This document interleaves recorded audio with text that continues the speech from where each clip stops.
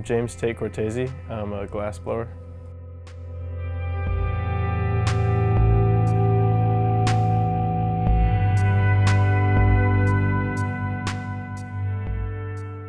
When I first started glassblowing, it was from Max Quality Glass, and he introduced me to an artist named Geoff Glass, and he taught me just the basic skills and rudiments and the glass techniques. I tried to implement them, and my first try I remember just wanting to give up because it was so disheartening how uneven my work was compared to his, and so ever since then I just kept pursuing it. But I've never really had any formal training where I've had someone committed to answering my questions and to staying there and helping me through work. Some artists I've been able to ask and they've helped me learn a couple techniques through words, but other artists, when I try to watch them, they'll just turn the torch off because they don't want people to know what they're doing. But I think that the glass game shouldn't be that way. I think it should be where the knowledge is spread out through everyone so the glass art can just get more and more beautiful as it can possibly be.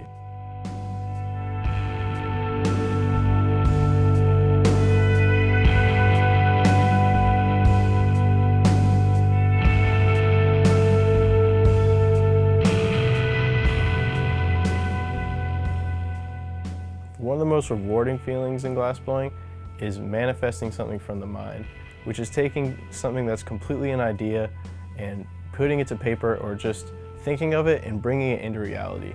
It's hands down like one of the best feelings, simply because it wouldn't be there, it wouldn't be possible, tangible in your hands or usable if I didn't have the capability, or if I didn't stay as dedicated or committed into the game that I have. And that, I think, those feelings, how they go hand in hand, how it like shows my commitment every time I make a piece that I never thought I'd be able to, that's like the best feeling. Or when someone designs something and then I'm able to actually give it to them so they can see and hold their design in their hands. It's definitely just an indescribable kind of feeling, and it's real unprecedented, but I just think it's definitely the most rewarding feeling about this glass trade.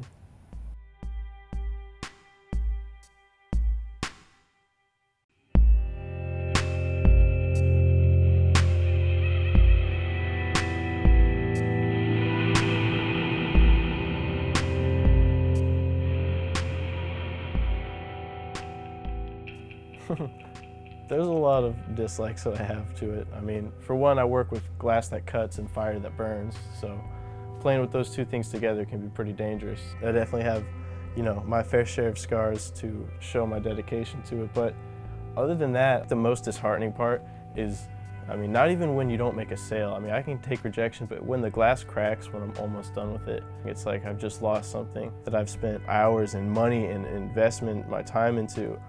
It's so humbling because the glass doesn't lie. It only cracks for one reason, and it's because of what you did. It's because you messed up. So if you don't mess up and you do everything seamlessly and flawlessly, and you take it slow and treat it with patience and respect, then it'll always come out right.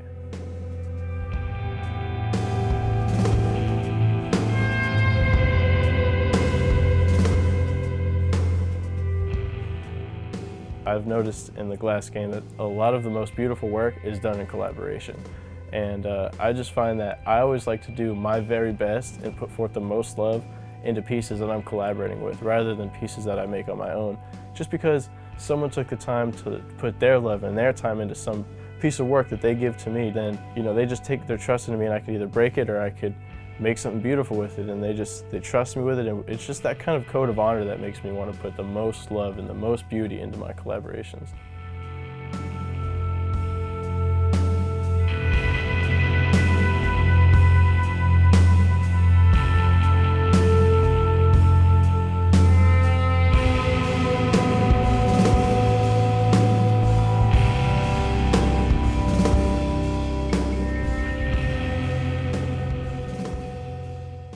Glass has taught me a lot about life, and by that I mean, it's taught me patience beyond anything else. It's taught me understanding.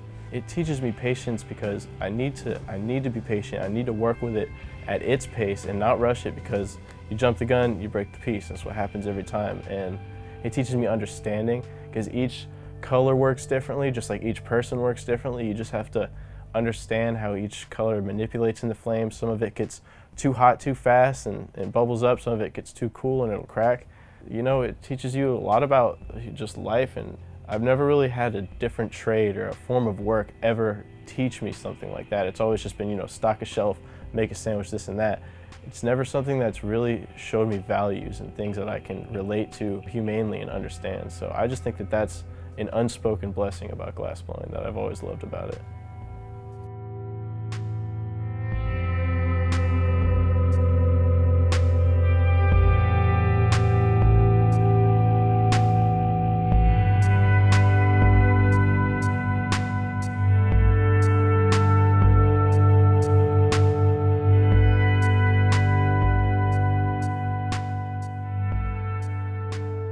I hope to glassblow for the rest of my life. There's really nothing like it. There's no feeling that will ever be the same, and there's nothing that can really draw me in the same way that it does, but it really depends, you know, because I mean, the glass trade is differing every single day. There's more imports that come in, and people, you know, they obviously want to save money, but supporting, you know, local workers and glass workers is definitely gonna improve the whole entire glass game, but you know, it really depends. It's all up to the market. It's all up to other people, honestly, because I can only make it. I can't, you know, I can't eat it. I can't pay my rent off it unless it goes. So it's just really fun to be able to do it, but I hope to be able to do it forever. That's for sure.